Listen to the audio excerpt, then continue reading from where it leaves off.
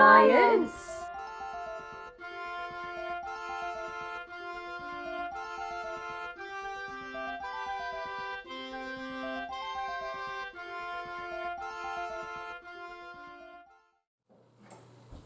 Where have you been? What?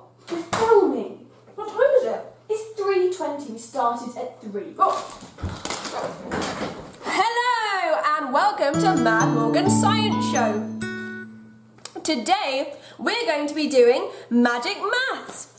I'm going to be showing you one quick trick to wow all of your friends and how to step through this piece of paper. All of that to come on Mad Morgan's Magic Maths. It's time for one quick trick to wow all of your friends. First, you need a friend. Hello. So, friend, think of a number between 1 and 10. Got it. Now double it. Add 4. Okay. Divide that by 2. Okay. And now subtract the original number. Got it.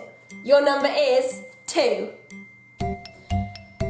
Yeah, it is. It's time for the experiment. For this, you will need a piece of paper. Oh no, not the blank one, the other one. Oh. A piece of paper, but it needs to look like this. The template is in the description of the video. A pair of scissors and a pack of playing cards. Oh, these are for the magic trick later. Oh, sorry, thanks. Now, all you need to do is cut along the black lines.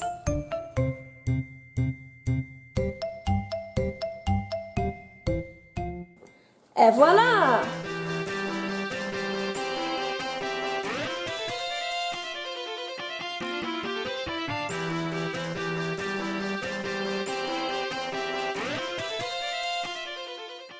Once it's ready, you could even try and trick a grown-up. Watch this. I bet you £10 that I can fit you through a piece of paper. Through a piece of paper? No way. Go on then. Oh my goodness. Wow, look at that. Whew. Well, that was cool. But why does it work? Well, first we need to find out about area and perimeter. Area is how we measure the space inside a 2D shape, and perimeter is the measurements along the outside of the shape. The perimeter of this shape is very small, but when we add all of these cuts, the perimeter gets big enough for us to be able to step through it. How fun is that? I hope that's expanded your minds, and I'll see you again next time. I love these tricks. Okay, pick a card, any card. That one. Is it the Ace of Spades? Oh, you gave me the Joker. Okay. Useful signs. Maths.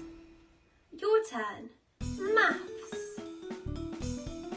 Perimeter. Your turn. Perimeter. Paper. Your go. Paper. Culture!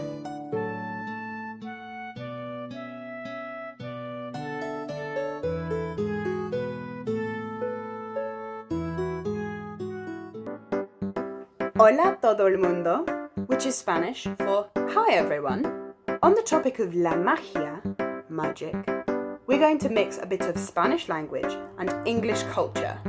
A lot of you might know the story of Harry Potter. It's very famous. It started off as books and then it got turned into films. So what we're going to do is look at a very quick version of Harry Potter and throw some Spanish words in there while we go. Ready? Vamos. Un chico, a boy, named Harry Potter, grew up without sus padres, his parents. When he is 11 years old, a big man called Hagrid comes and finds him to tell him that he is destined to be un mago, a wizard. He is going to go to Hogwarts, una escuela for brujas y magos. He meets his mejores amigos, Ron and Hermione, on un tren. Harry soon discovers that un hombre malvado, an evil man called Voldemort, tried to hurt him when he was un bebé. And throughout the story, Voldemort becomes his enemigo, his enemy. As he fights Voldemort, he encounters many magical difficulties, like un serpiente gigante, hombres lobos, y sirenas. Harry and his friends learn los hechizos, spells, make las pócimas, potions, and even viajar en el tiempo, time travel. As the story comes to an end, Harry and his friends have to use their magia to try and defeat Voldemort and su ejército, his army. So, what words did we find throughout that quick version of Harry Potter? La magia, magic. Un chico, a boy. Los padres, parents. 11, 11. Un mago, a wizard. Una bruja, a witch. Una escuela, a school. Mejor amigo, best friend. Un tren, a train. Un hombre, a man. Malvado, evil. Un bebé, a baby. Un enemigo, an enemy. Un serpiente, a snake. Gigante, giant. Hombres lobos, werewolves. Sirenas, mermaids. Los hechizos, spells. Las pócimas, potions. Viajar en el tiempo, to time travel. And un ejército, an army. I hope you enjoyed learning un poco de español through the wonderful and magical world of Harry Potter. Adios! Useful signs. Spanish. Your turn. Spanish. Now this next one's a long one, so you'll have to do it with me. It's H A R R Y P O T T E R. Harry Potter. Get moving!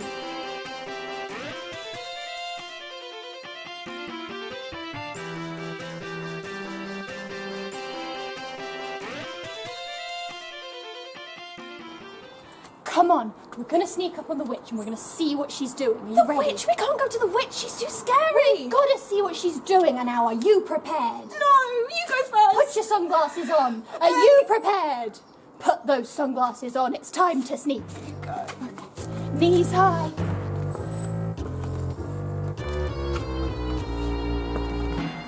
Okay, we're in the lair. Oh no, I think she's seen us. Hide, duck.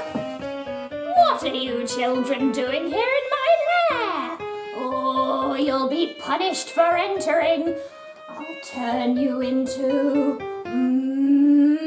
frogs. Rabbit, rabbit, rabbit, rabbit, rabbit, rabbit, rabbit. Oh, you're far too loud as frogs. Ah! How can I focus? Maybe if you're cats.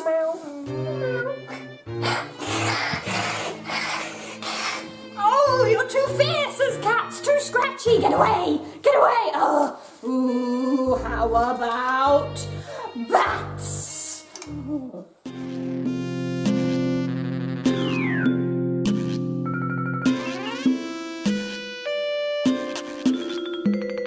Ah, bats are too cute. How can I focus on my potion like this? No, no, you'll have to be frogs, cats, and bats all at once. Ribbit, ribbit, ribbit, ribbit, ribbit. Ribbit, ribbit, ribbit. Be gone!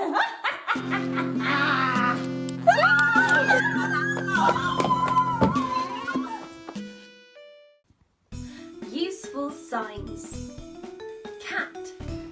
Your turn. Cat. Witch. Your go. Witch. frog. Your turn. Frog. Nature.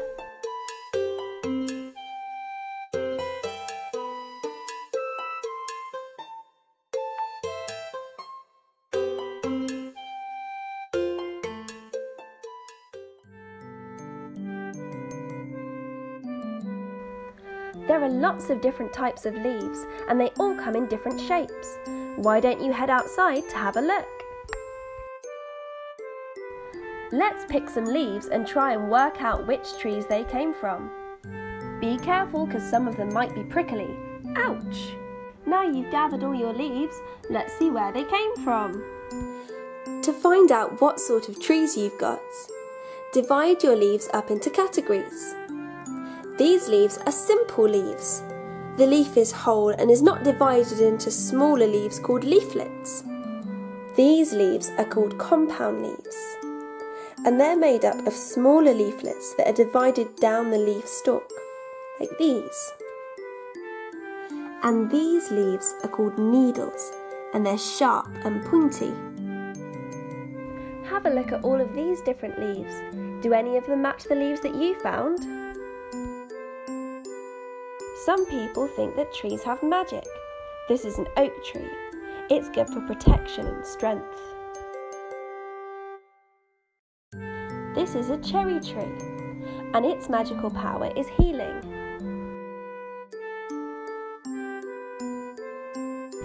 This is an apple tree. Its magic power is love. Which magic power would you like? Let's head outside to choose our tree. Once you've decided which tree you'd like to make your wand from, go and find a stick. First thing you need to do is wash the stick. Next, you need to decorate your wand. You could use thread, sequins, paint, or anything else you can find. And then you have your very own wand. Useful signs. Tree. Your turn. Tree. Leaf. Your turn. Leaf. Pick. Your go. Pick.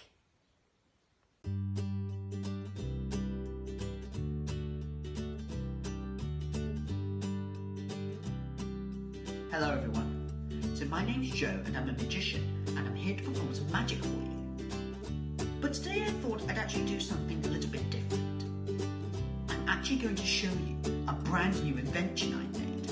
Yeah, I've spent years working on this and I think I'm finally ready to show it to you. Here it is. Now I know this may look like just an ordinary pen to you, but it's not. This is actually the mistake fixing pen. I know a lot of your teachers and a lot of your parents would have said to you, write in pencil or draw in pencil, because then if you make a mistake, you can just rub it out. But you don't need to worry about that anymore. Because with this pen, you can fix any mistake that you make. And it doesn't just fix writing or drawing, it can fix anything. Like, look, piece of kitchen roll. I'll put the pen away for now. So, say I was using this kitchen roll to blow my nose or to clean something up, and the kitchen roll rips. As it does, and it just keeps on ripping, and ripping, and ripping. All I need to do is just roll this up, take the pen, give it a tap, and you see the kitchen roll. Even though I ripped it to shreds, the kitchen roll is back together. The pen has fixed my mistake. And it doesn't just fix kitchen roll, it can work with anything. Like, look, say I had a piece of rope. Because when I was younger, I had a really hard time learning how to tie my shoes, and I used to practice with rope.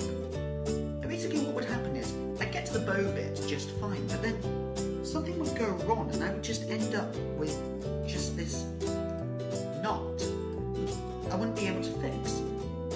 But it's not a problem anymore. All I need to do is take the pen, give the knot a tap, and you can see the knot will disappear. Once again, the pen has fixed my mistake. And it doesn't just fix knots as well. It can even fix the rope if I break it. Like, say I was working on a brand new invention and I needed a piece of rope. What I would do is I would take a pair of scissors and cut just a little bit here. Because you know, rope is a key part of any invention. And I should know that, being a great inventor. There's loads of rope in that pen. All I would do is just take a little bit of rope just here. Just like that. But then I realised that I've cut the wrong bit of the rope. What am I going to do now? It's not a problem anymore. All I need to do is just tie the piece of the rope together. Just like that. Take the pen. Give them a tap. And you can see I can take the knot and move it. I can move it further and further down the rope until eventually I can remove it. And once again, the pen has fixed my mistake. Now, I'm going to show you one more example, and I think this is one that you'll be particularly familiar with because it involves a Rubik's Cube. Now, I think every family, every house in the world has a Rubik's Cube, but let's be honest, no one solved them. We spent hours and hours sat there trying to figure out the best way to solve these cubes, but no matter what we do, we can't solve them. But that's not a problem anymore. All you need to do now is take the pen, tap the cube, and the cube actually remembers the pattern it should be in.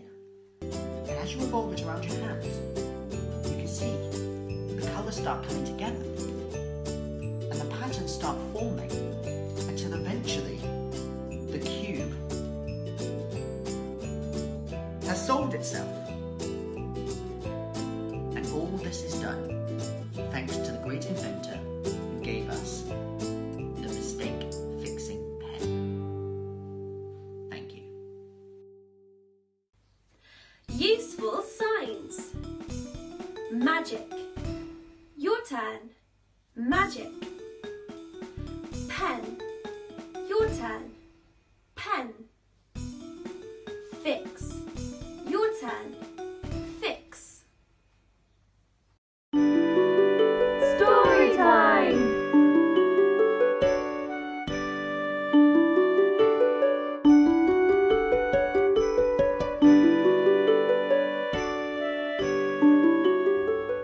Hello everybody. It's time to wind down again with another mini-myth with Charlie. This one comes from the Historia Britannium by Nennius, but it's better known as one of the Merlin myths. The discovery of Merlin. King Vortigern, leader of the Britons, fought against the Saxons for control. The two sides never could agree to stop, and their enemy's true defeat was their goal. The Saxons were a fearsome force in battle, and after that the Britons had to flee. They stopped in Wales and tried to build a castle, the greatest home that anyone could see. Brick by brick they built the towers higher, but every night it crumbled to the ground. Each day they would return to try again, but the castle never seemed to stick around. King Vortigern asked each of his advisors why on earth his castle wouldn't stand. They gathered all their wisest members and told the king that they could lend a hand. "There is a boy," said Merlin, who was oldest. "He's fatherless and lives a village over. If that boy's blood were mixed into the mortar, we're sure that your castle would recover." The king was confused, but followed their wisdom and had his soldiers send out for the boy. When he arrived, the boy heard the king's plea and laughed aloud in mirth and joy. "My blood?" he asked. "You must all be joking. It's obvious why your castle won't stand. You're building it over a collapsed cavern. There are dragons trapped underneath this land. My name is Merlin, Emrys, Ambrosius. I will be a man who knows of many things. As sure as there are dragons trapped beneath us, I can foretell what the future brings.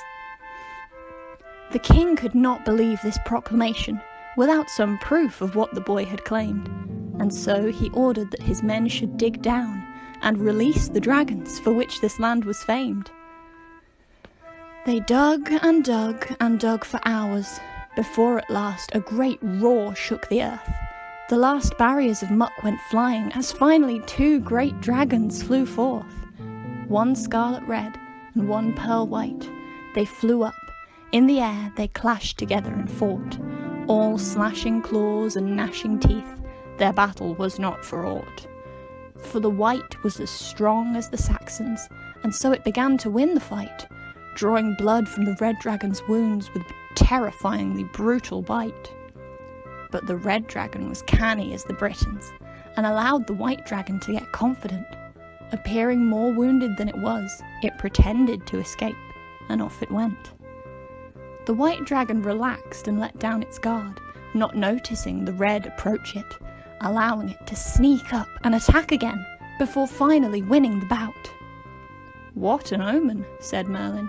"You should rebuild, as the dragons have made clear to me that Britons will one day defeat the Saxons, and this castle might even be key. For some day soon a king will be born, who will lead all of England as one. His crest will be the boar of Cornwall, and he will return if his work is not done." Vortigern ordered the castle be rebuilt, and named it in honour of this fortune, Dinas Emrys, for the boy who declared that the great king would be born soon. The end.